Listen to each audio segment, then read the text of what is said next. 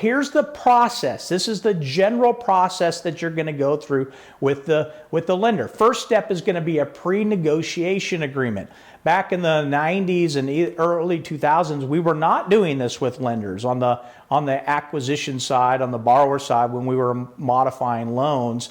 But lenders have learned that oral conversations potentially can lead to litigation. So as a result, don't be surprised if you're going to ask for a modification that your lender is going to want you to sign a pre-negotiation agreement.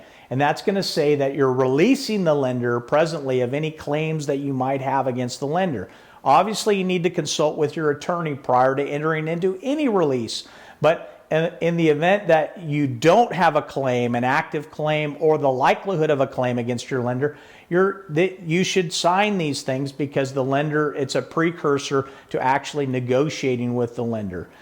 Step 2 is going to be hardship timeline. So you're going to put together basically your plan for what the lender is going to be looking for and why you're asking for the modification and what the terms are. And then just understand that step 3, the lender is going to actually do some due diligence at the property. They might get some updated reports. And then step 4, there's going to be negotiations that take place. And then step 5, obviously papering up the deal. So let's dig in a little bit into each of these steps more in depth.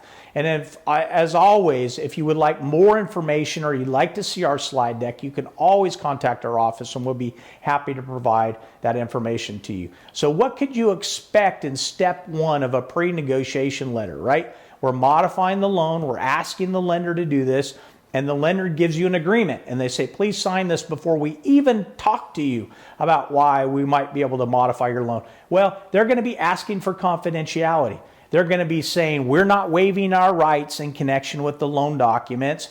There's not going to be any oral agreement wherein they promise to modify the loan and then you get to rely upon that oral conversation to your detriment. And then they're going to most likely be asking you to release any active claims that exist as of the date that you signed that agreement. Remember, releases look back in time, not forward in time. So if the lender does anything to you to create a situation where you might have a viable or culpable claim against the lender in the future, you're not waiving that right, but you're more likely than not waiving all rights associated with the lender in the back. So that's step 1. That's what a pre-negotiation agreement looks at. Step 2, what is your plan? You got to have a plan.